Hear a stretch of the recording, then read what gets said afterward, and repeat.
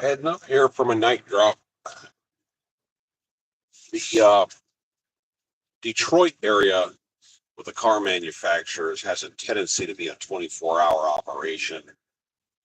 In some of the subsidiaries, it can be different. And how did I manage to find stop immediately stop traffic? Great, wonderful.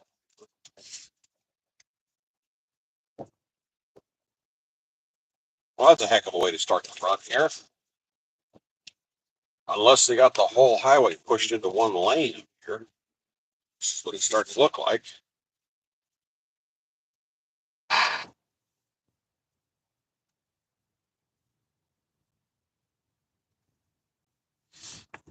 Oh, great. So anyway, I made it into the head shed here in Toledo, which is where our company operates out of. And first thing I did was turn in the paperwork. Okay, what's going on up here?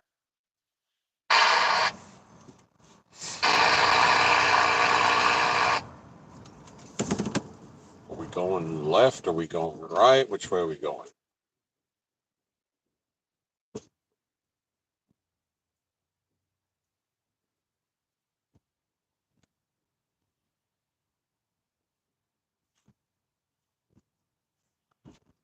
Wow, this is great.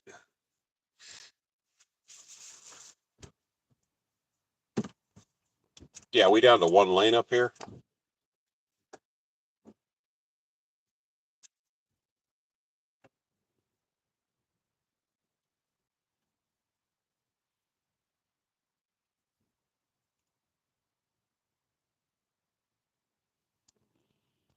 Yes, I guess I gotta move over.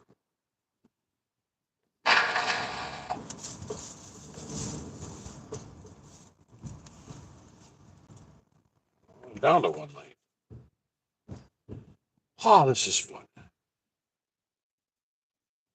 Howdy do there. Sorry, I rolled out on the highway expecting to be moving along, and that didn't happen. They decided to pinch the entire highway down into one lane, I think.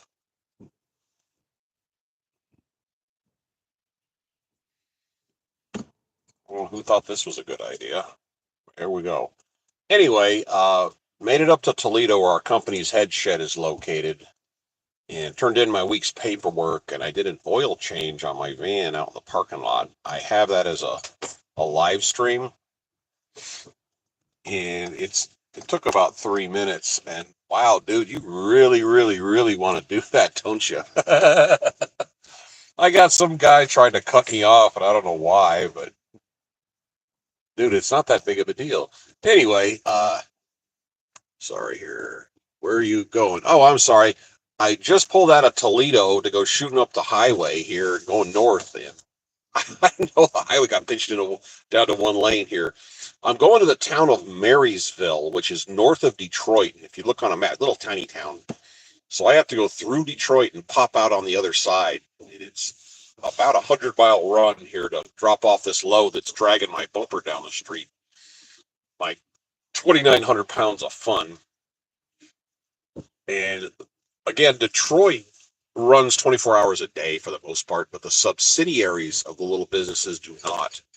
So these guys close on the weekend, but get a load of this. With my drop location, they open at 3 in the morning on Monday. So I'm going to get up there way before 3. And I've got a few hours to burn. But I wanted to head up here. I was hoping to wait till after the traffic was gone. Ha, ha, ha, look at this. But I'm glad I didn't try to do this during daylight hours. That would have blown. But I'm booking up here for my drop. We're going to go through Detroit and here at night. So I thought that might be interesting. But I did an oil change, made a mess, shot a live stream of it, made a mess.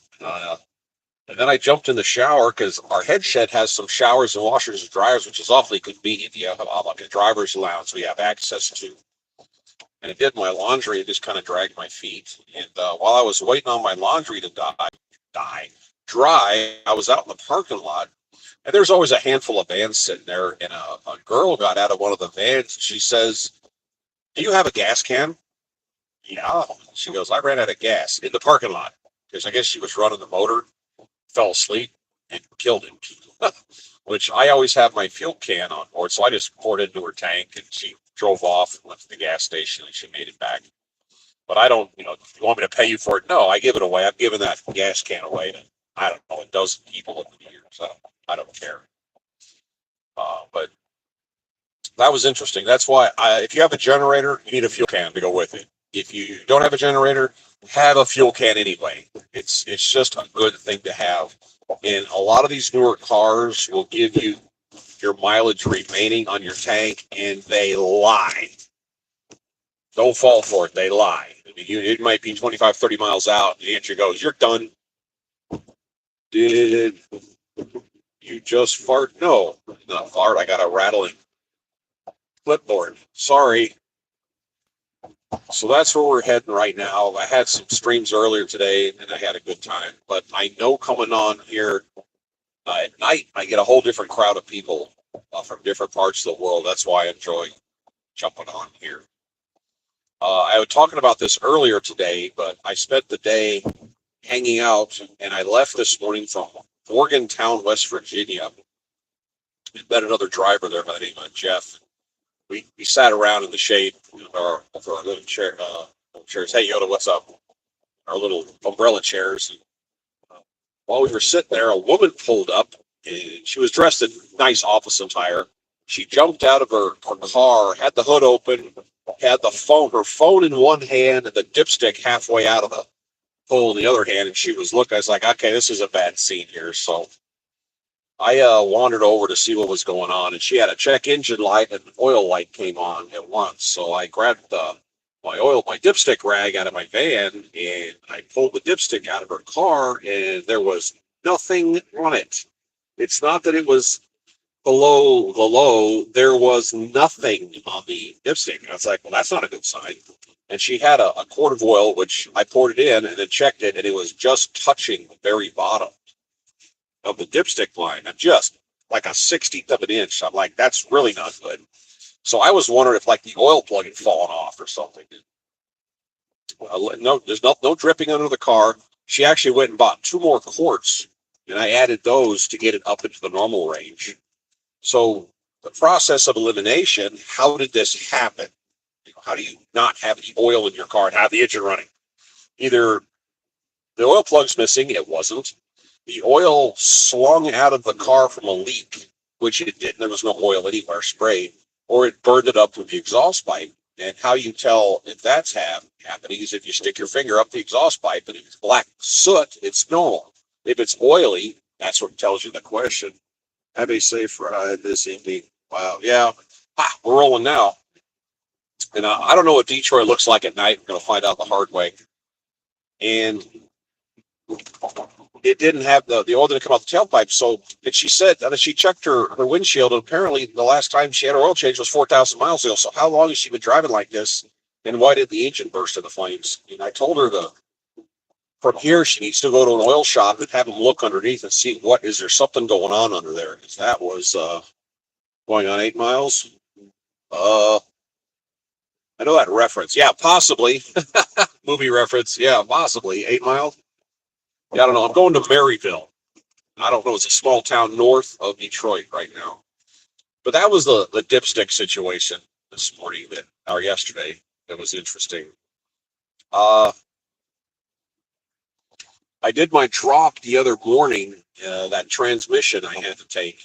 And when you are navigating to an area you're unfamiliar with, which is going to be pretty much every place you go, I have my GPS. It's the satellite one, the old school GPS. And then you have your phone based, which is different, and it uses a cell network.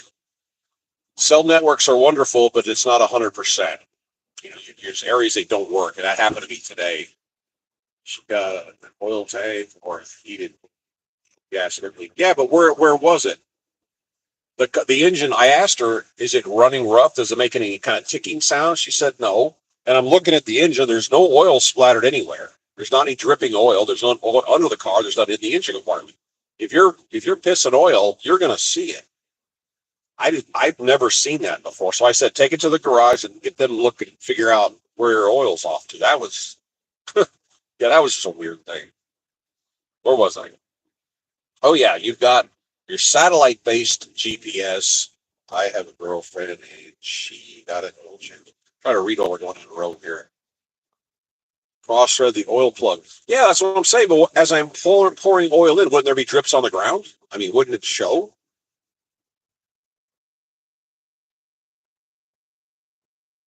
Wouldn't it be some kind of indicator that it's leaking or dripping or so? When you use a satellite-based GPS, you always have reception. That's the key thing. But sometimes the GPSs don't agree with each other. Yeah, I'm driving gas. I don't have a diesel vehicle. And I got to the location. I got there early. It was pitch black outside, and there were some heavy vehicles. I'm looking around and said, "Man, this doesn't feel right." So sometimes you compare notes between the GPSs, and it still didn't look right. And I went to the second location. It was close by, and I'm like, "Yeah, I don't like this either." So I actually went on Google Earth and took a peek at my situation from above just to make a look. And I was like, down here a little further is looking a little more, a little more possible. Finally, a guy showed up and he was jumping in a truck that had nothing to do with what I was doing. And I told him the name of the business I was looking for. He goes, "Oh, yeah, that's way down here. They just moved in. It's all new." It was an asphalt company that didn't have a sign, and they were like up in the woods. And I'm like, that's not helping. So the guy showed me, yeah, it's right up here. I dropped my motor off. They're doing an asphalt contracting for the state government. And they have a big truck with a low boy on it, and they have that asphalt machine. You've seen them driving down the highway at walking speed, dropping and packing asphalt. The transmission fell out of the tractor for the low boy, so they were excited to get that. And then I got stuck for the 2 nights or a half a day, and that night in Morgantown. But now we're over here, and Thursday is the absolute latest day I can be out here driving around because I got to pick the wife up at the airport here pretty quick. Um, I don't know if I mentioned this earlier, but I had talked about this the other day. When you're out here driving, doing this job, you're loaded, but you get a little downtime, but then you want to keep rolling because you make money when you're rolling and when you're loaded. And there's a couple of ways to get a load guaranteed. One is don't be ready for a load. If you're sitting in your van with the engine running and you're strapped in and you're holding the steering wheel, I promise you won't get a phone call. Open your van up, get your chair out, start cooking a meal, and throw your clothes in the laundry machine. Boom, you got a phone call, and they want you to be somewhere 50 miles away, 2 hours. Works like a charm. Yeah, the cargo gods be looking down upon you at all times. Uh, I heard somebody this earlier today talking on YouTube. I got a kick out of this. They said that in a marriage, most of the arguments have nothing to do with the argument, but with the tone of the argument. I kind of got a kick out of that.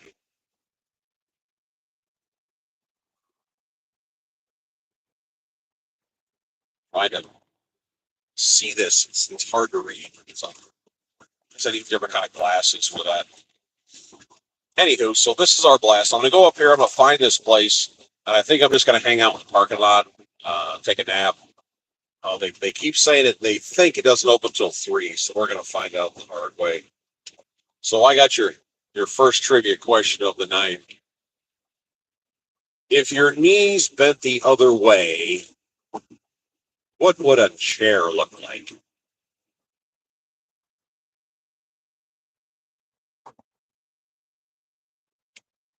That's your first one.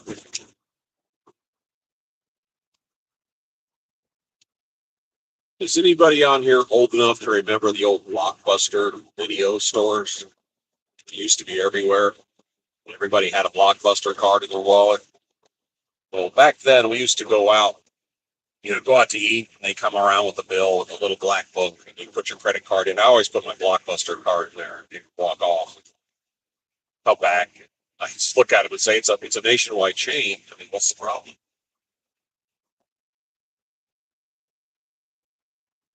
I get a kick out of that. Hey, what's up, John Cash? I'm gonna have to switch. Hold on a second. Let me try this. Can't see this. Choo, choo. No, lean over. Be back. All right, let me try it. Biggest glasses. Three. Ha ha. B. Where am I from? I'm actually living in Texas. I've been there about 25 years. I'm originally from Colorado, but I live in Texas. And this job, the expediting job, most of the cargo's up here in the northeast part of the country, which is all the industry is going on. You can get sent on missions all over the place, but generally speaking, it's up here. What do you like to do for fun? Well, drive a van. Uh, I like history. I like out here. I'm at the age now that my wife and I like to travel, and I'm into military history. I'm into aviation museums and stuff like that. When I can find them, I'll go to them. And I've shot some videos walking around some of those museums. One of them was, I think it wasn't far from here. Can't remember the name of it. Just kind of walk around and kind of narrating what we're looking at because I know most of the equipment in there. And I actually went into the museum because I used to fly the old Cobra attack helicopter, and they had one. It was delivered to them, and there were parts just taken off, and they were all in a box, and they didn't know what the parts were. And I went through and kind of said, "Hey, here's what you're working with." It was kind of fun.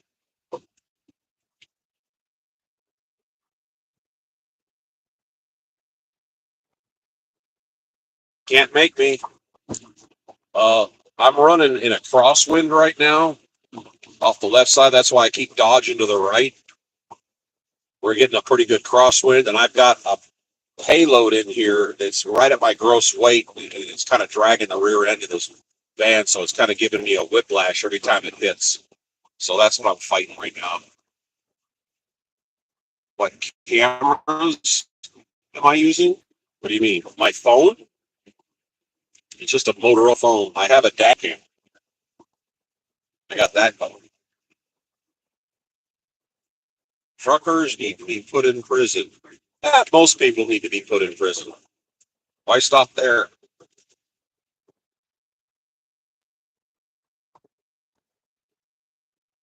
I'm not a trucker, by the way. I'm a van driver. I'm an expediter.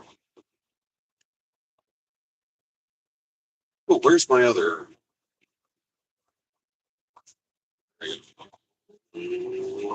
What?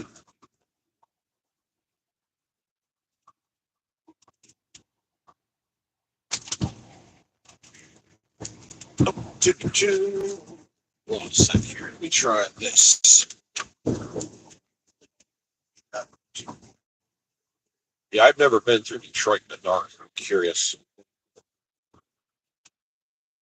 It's going to look like I am a Jewish supremacist. He's hauling parts to build a new prison. That's it. Yeah, more times than not, people ask me, "What do you got?" What couldn't tell you. I took, I call it a job box. A job box being like a toolbox, locked locked up, and it had a 12-volt charger to it. So I had to keep it powered. And I took it to Rome Lake Air Force Base, which is also known as Area 51. And I got to go in there, which was kind of cool. I got escorted in. They pulled me into a hangar in a forklift, grabbed it, took it, drove off, and that was it. Never saw them again. And they escorted me back out the gate. I was out in the middle of nowhere, and they told me I was en route to make sure I was topped off on fuel because of the isolation of the place. But whatever it was, it had power.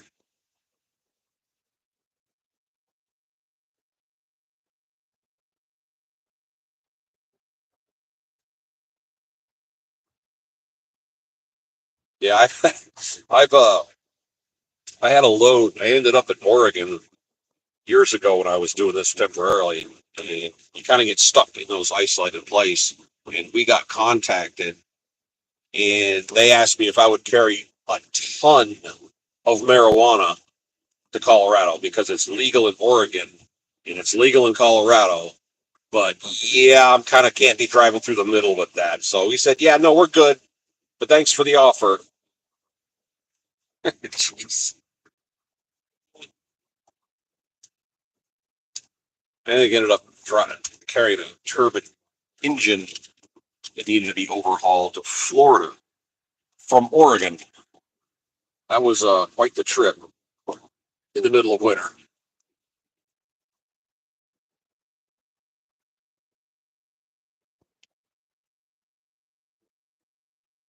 Just stole the thing you haven't yet. There was a load. It's hard to get a load out of Laredo. There's a lot of cargo going down there. There's just a lot of cargo coming back, and we got one. And the guy, it wasn't in a traditional pickup spot. It was like right on the border. Like I could see the water, and it was like a dock area, but it was all made out of wood. It obviously hadn't been used in a million years. And I drive in here, and I'm like the only vehicle driving around. Like, well, this is creepy. And then there's this guy standing in the middle of this dirt lot, and he waves me over, and he has a dirty box sitting on the ground, and he hands me a scrap piece of paper with an address on it in Chicago. Yeah, here, take this. Oh, so I'm making your drug run for you. Oh, okay. So I said, oh, I got to make a phone call. I don't have reception. I drove off and I called dispatch and I said, yeah, drop that like third period French. And they tried to call the number that had given that load for us. And of course, the number didn't go anywhere. So some dude was trying to hire me to pay, a rate to carry a load of God knows what to Chicago for him. Yeah, okay, no, not interested.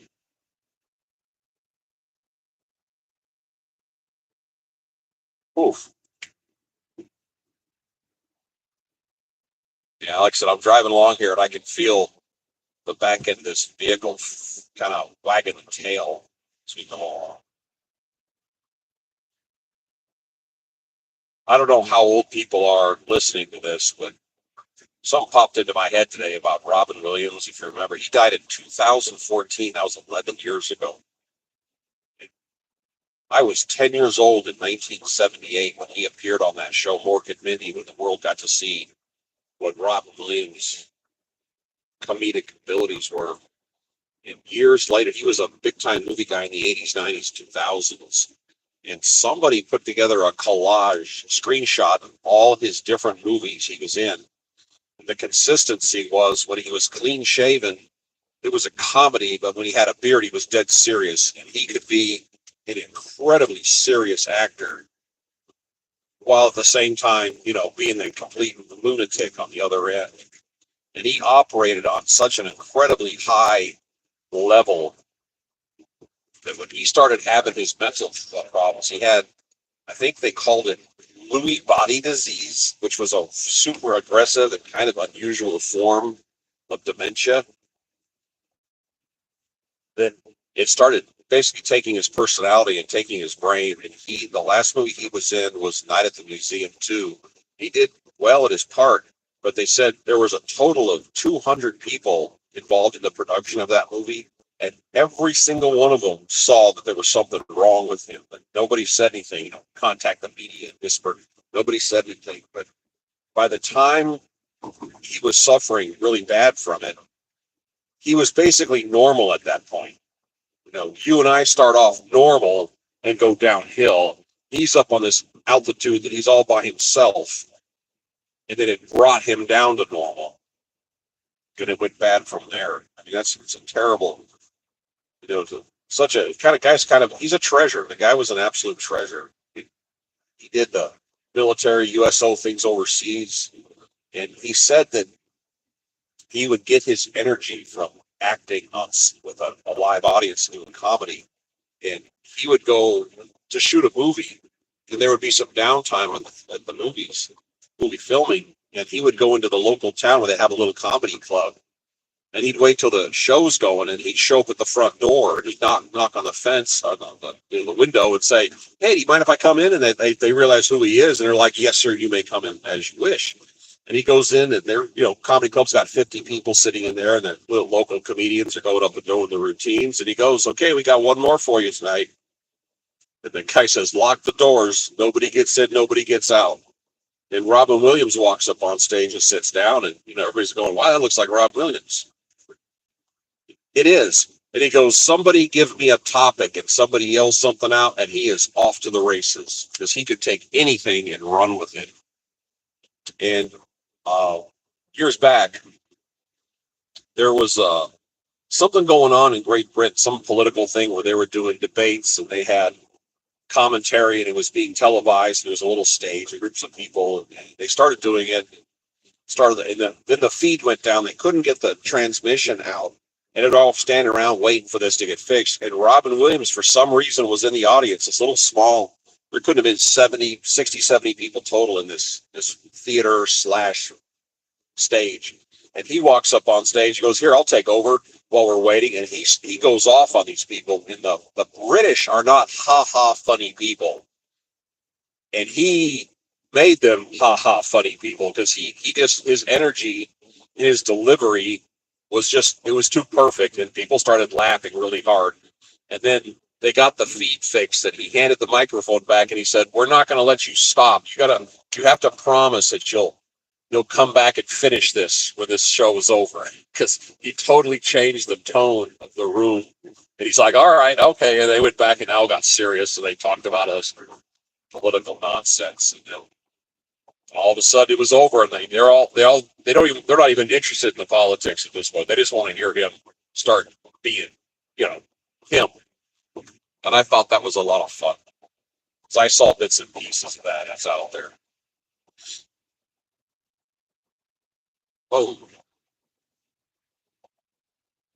got some guy back here missile locking on me for some reason.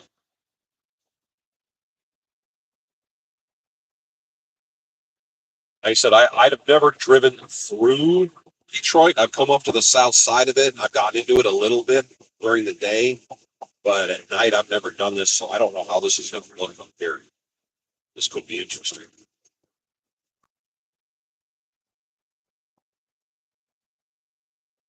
Feels like this wind is starting to pick up a little.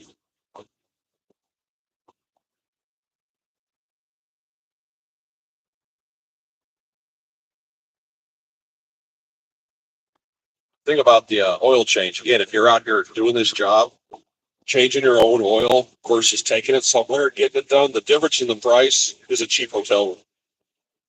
So you could go drive in and let somebody else do it, or you could do it yourself and get a $60 or $70 a night hotel for the same price. So that's the way you got to look at it. And this whole job is nickels and dimes. So you got to do what you got to do to make it happen.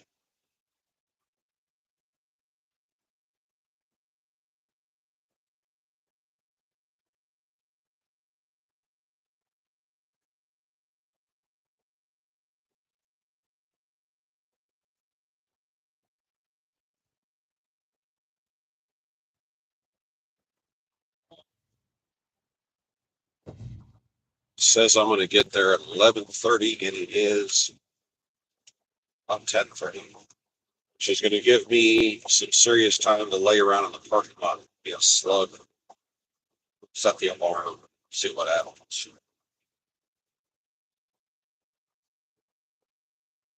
Yeah, this load is it was one pallet at 1,450 pounds, and it turned into two pallets at 2,900. And my gross on this vehicle is 3,000 cargo.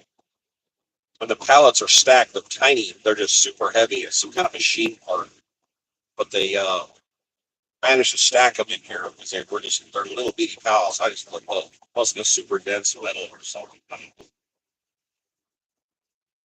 Whoa, what's all this on the side of the road?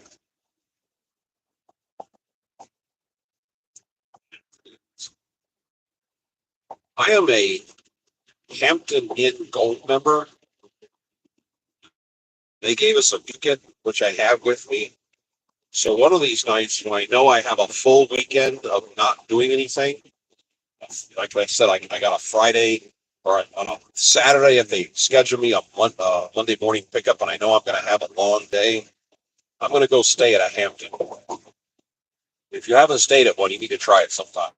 Gorgeous rooms, gorgeous accommodations, and a really good breakfast. I'm going to check in as early as I can, 4 o'clock in the afternoon, and I'm going to lay around and they throw me out at 11. But I'm not going to spend it on get in there late at night, leave early in the morning. I'm going to do it when it's advantageous.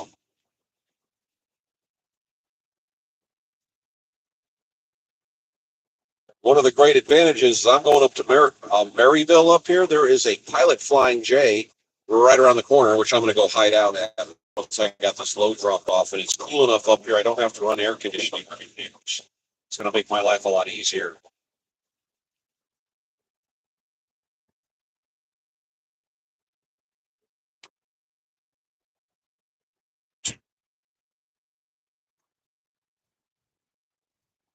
I get the tail. I get the tail.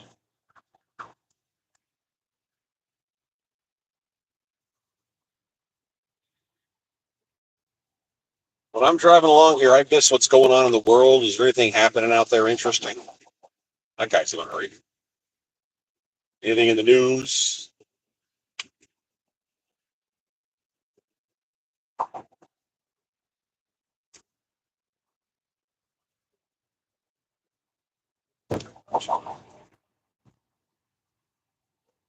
Overtime is a scam. Yeah,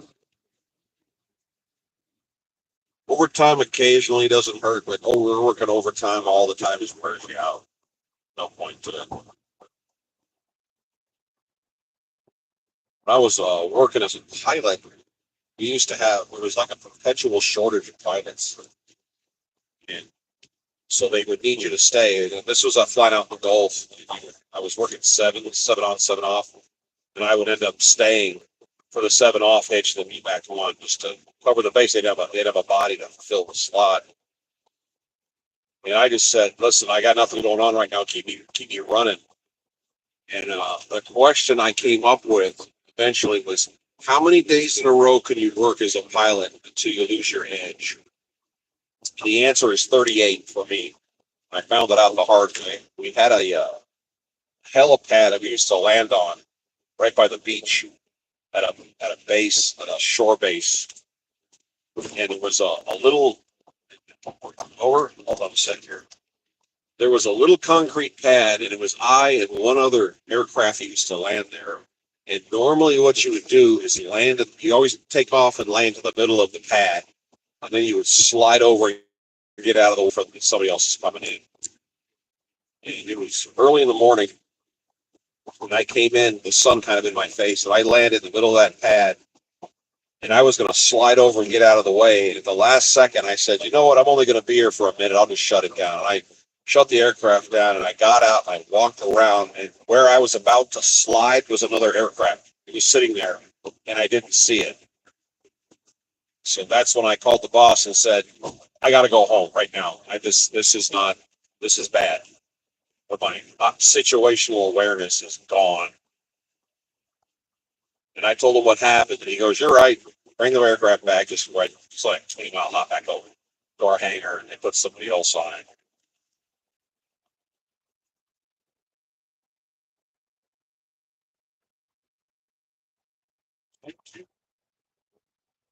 Just jumping in here, we are on a run. I stopped, did an oil change, did some laundry, jumped in the shower, got cleaned up, and I am going from Toledo to Maryville, Michigan, which is a drive straight through Detroit and up, following north out of Detroit about as far as you can go before you hit the water right there.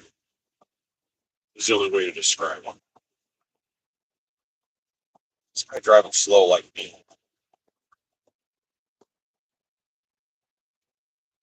Over.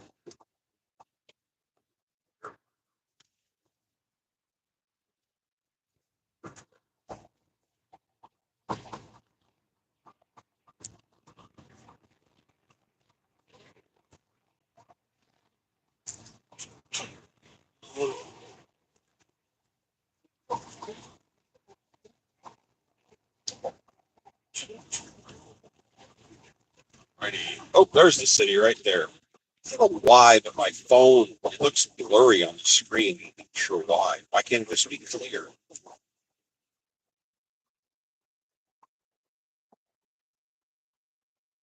I gotta figure that out. Anyway, we're coming into the city of Detroit. Oh, that's not set. Those are plants right there. Chemical plants. Sorry.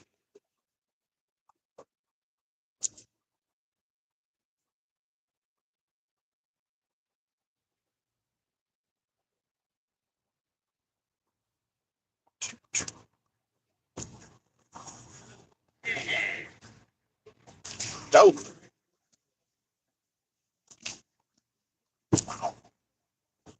You're running super heavy, boy. You hit a bump and this thing bounces. Jeez. West something coming up on West 12. Lansing. Choo-choo.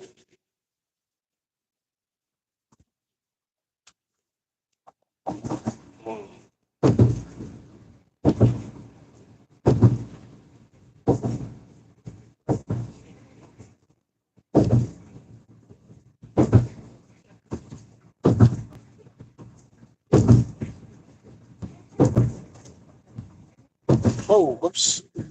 Get the cruise control. Let's try that again. Choo-choo.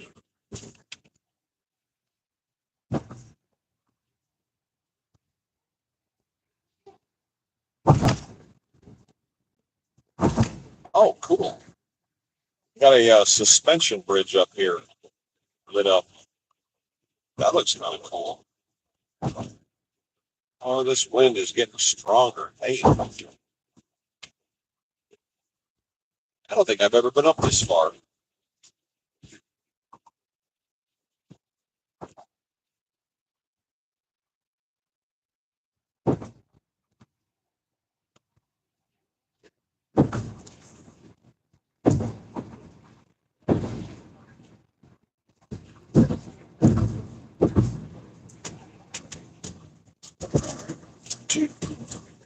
Back to these.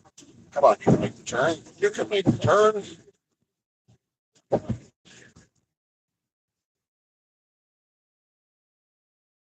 Oh, make the door.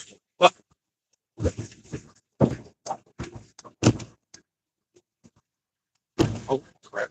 Gotta get out of this lane. Oh, I thought it was pitched off on me.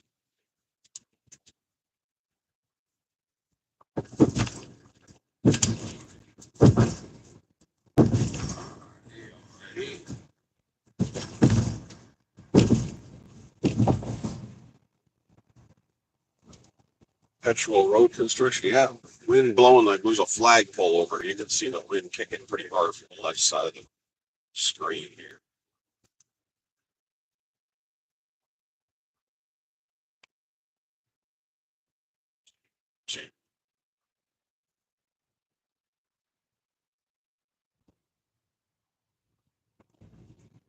Vassar Bridge. That's across the Canada, the town of Windsor, Canada.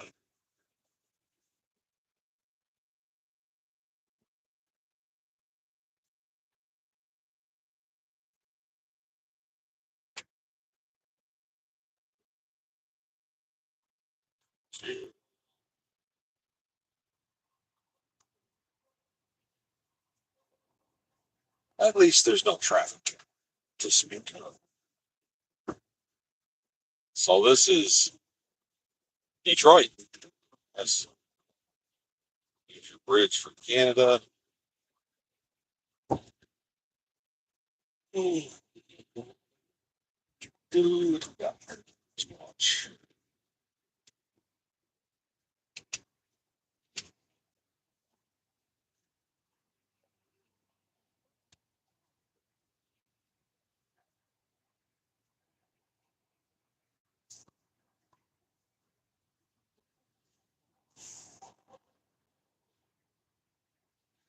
yes. Yeah, I'm only getting 19 miles per gallon. That's how much this wind is affecting. I'm usually getting, by now, I'd be getting like 22. All right. West, it's 48 to Lansing. That's me.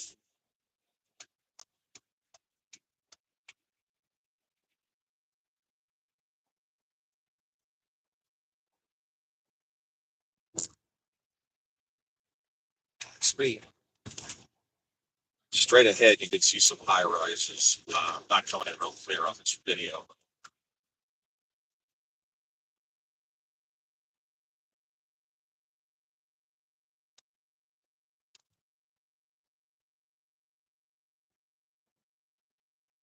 Currently going 60 and a 55, and I got some guy right in my rear end like he wants to know me.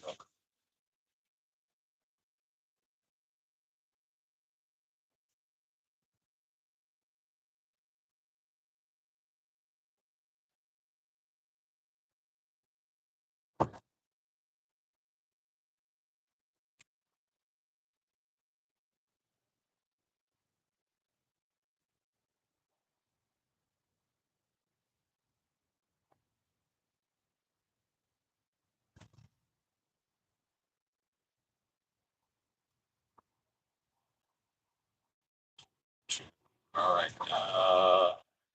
96 Jeffries Freeway.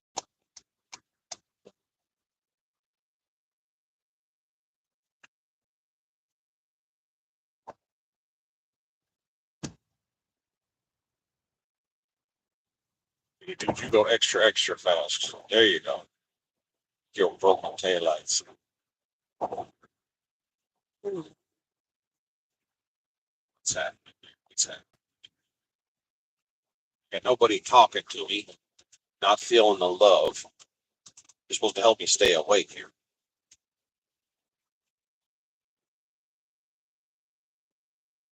East 94 Port Huron.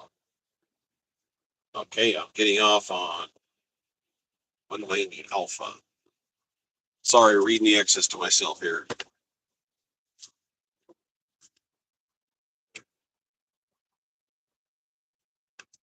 So 94 is that east-west road that goes across Michigan. I've been on that a bunch of times. There's a train moving up there. Yeah, I've traveled that. The only problem with driving through Michigan is the gas is kind of high. It's kind of like so. Actually, it's a beautiful state. You know, not being from here. Wait a minute.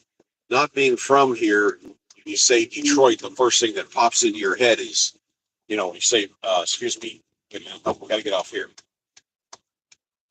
and I got to move over one more. I'm gonna keep me on my toes. When you say Michigan, the first thing that pops into your head is Detroit. Yeah. Yeah, Detroit's got its rough patches, but the rest of the state up here, Michigan, is actually gorgeous. Oh, here we go. Here we go. Make the turn. Up on two. Here we go.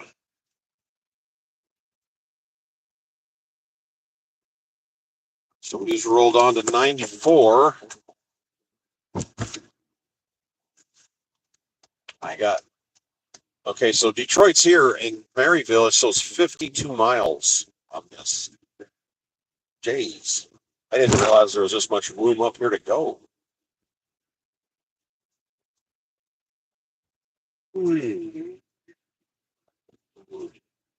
Uh, so stay on this. It's a train again.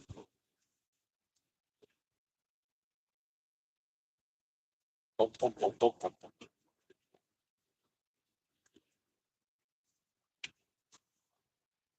With the wife to call me. I think she fell asleep.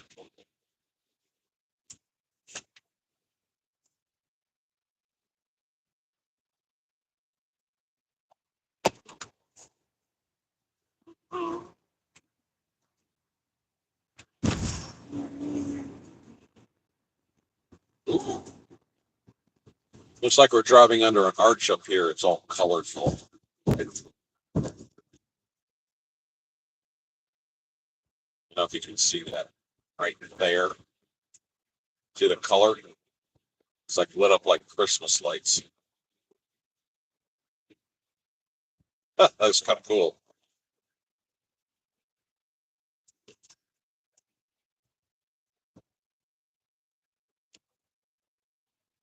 Oh, that guy's drunk.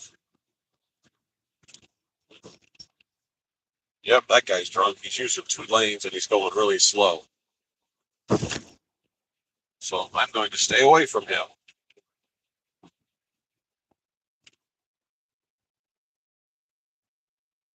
No, don't you catch up to me, dude. No, no, no, no, no. No, no, no, no, no, no, no, no, no, no, no, no, no, no. Don't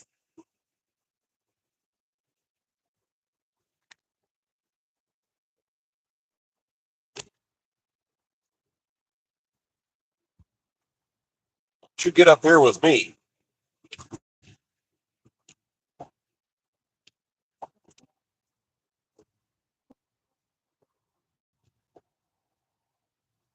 You're crashing into somebody else on your dime.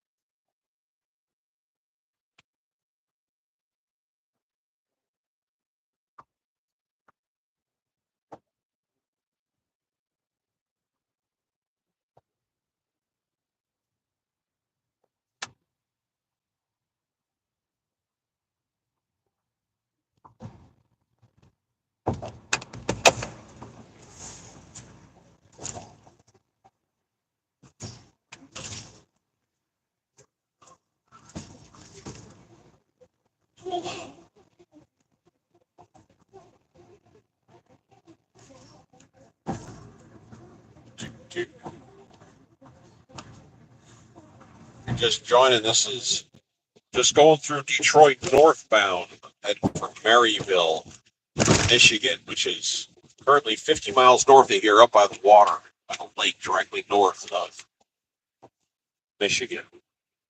Correction, Detroit. Let's see where this takes us.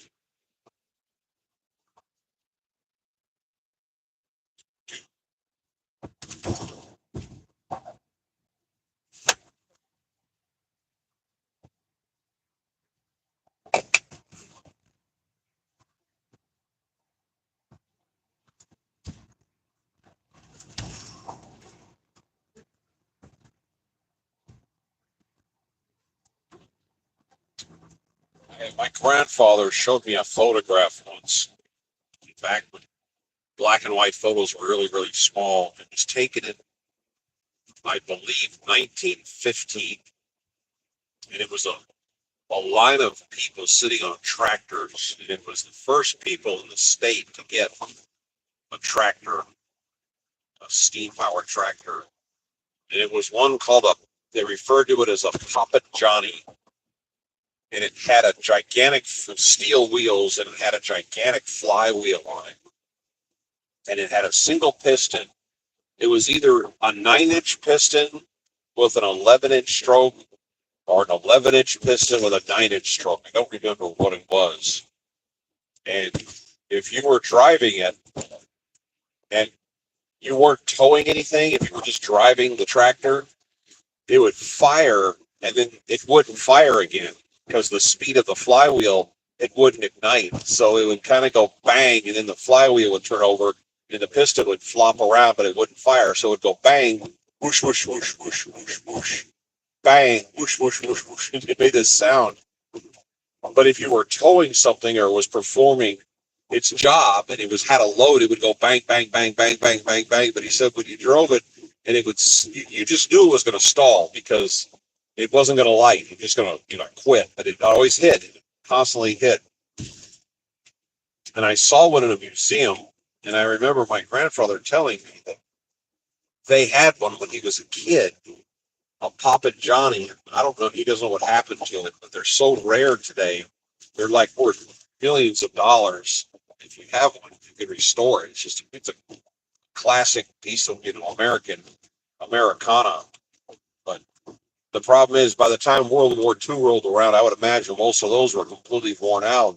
And they did the scrap metal drives during the war, so anything that you could recycle, they did. So I imagine most of them got thrown into a smelter, never to be seen again. But it's ironic that my wife knew what a Poppin' Johnny was, and I kind of got a kick out of that.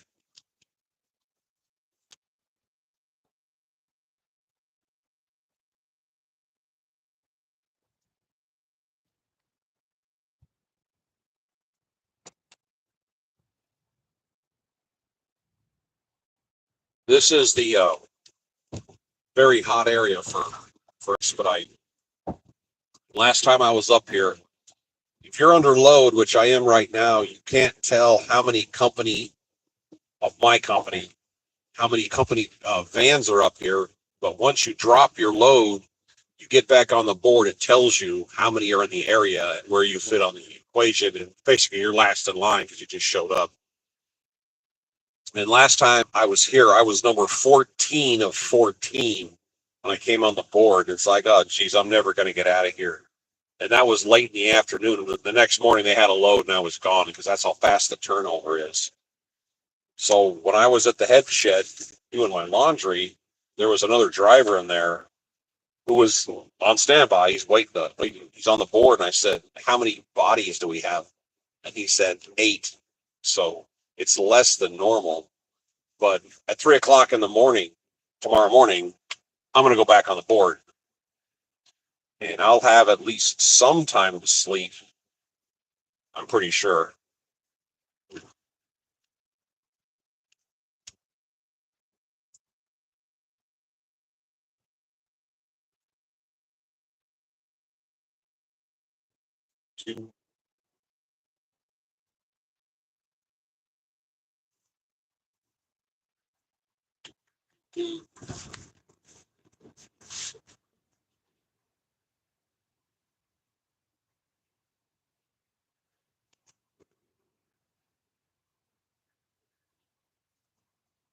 doing?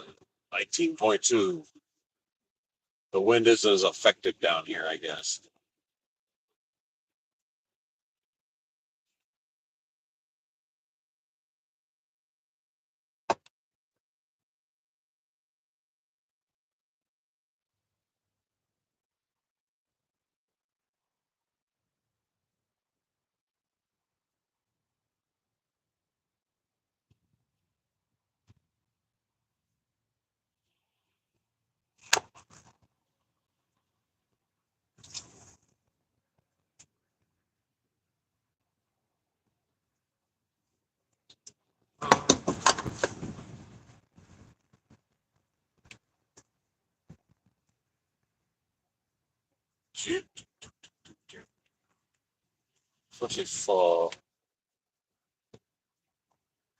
Just passed through Detroit, heading northbound for Maryville, Michigan, showing 40 something miles away.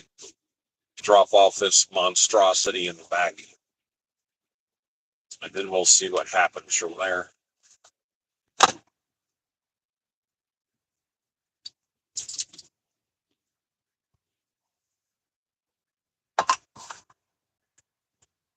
Oh wow, White Castle. Have you ever heard of White Castle cheeseburgers or hamburgers? I remember they had those on the East Coast when I was a kid. I didn't know that chain still existed. They make those little tiny burgers. You order half dozen at least.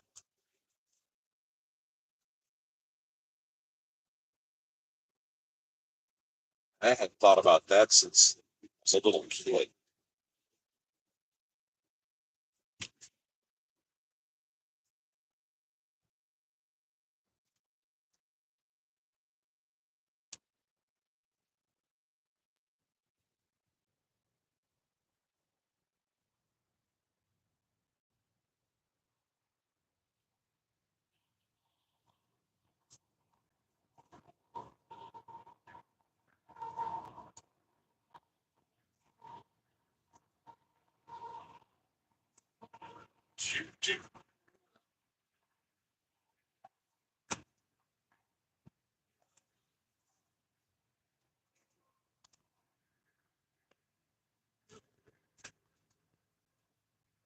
This is a surprising amount of traffic for, I don't even know what time it is, 11.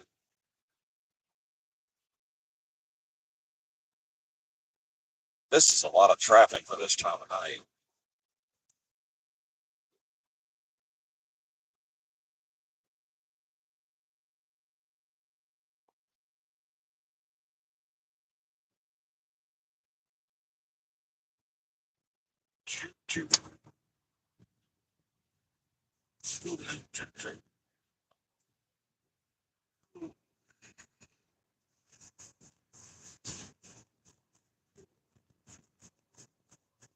I can't figure out why the picture is so starburst on here.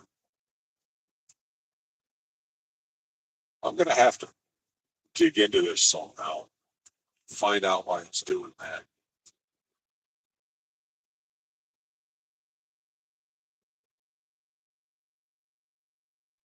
Yeah, I'm gonna have to figure that out because that shouldn't be starbursting like that.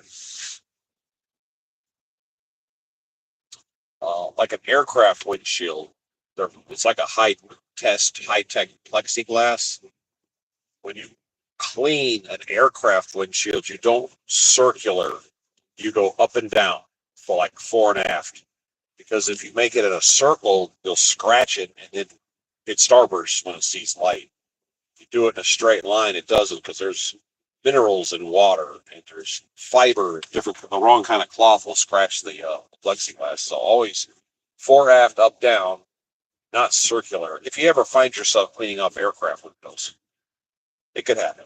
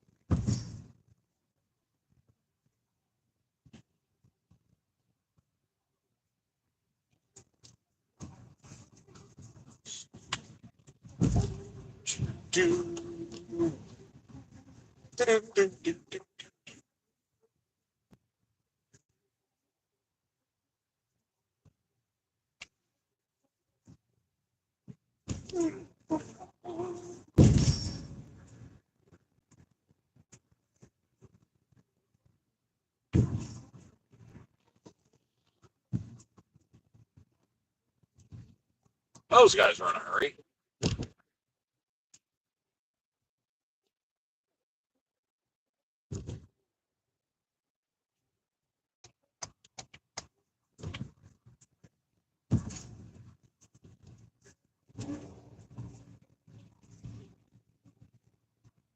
I'm going slow and I can't get my gas mileage back.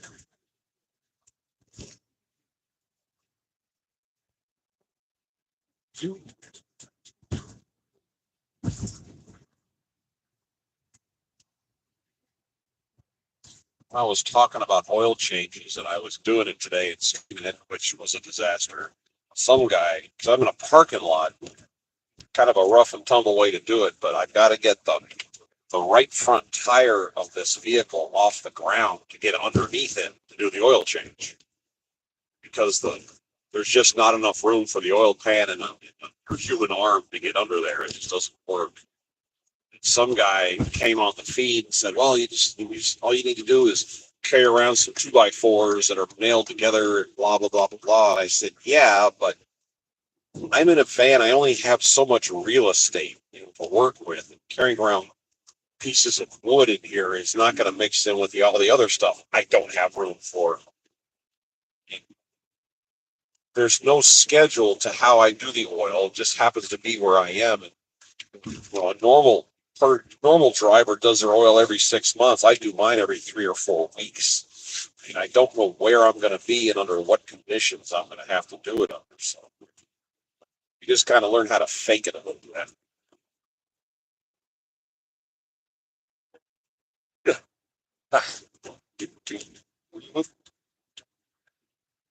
All right, it's kind of a slow night tonight. Not a whole lot of traffic on here. I'm going to go ahead and cut this out. And I am going to try to figure out why my phone starbursts everything. So you guys take care. I'll talk to you tomorrow.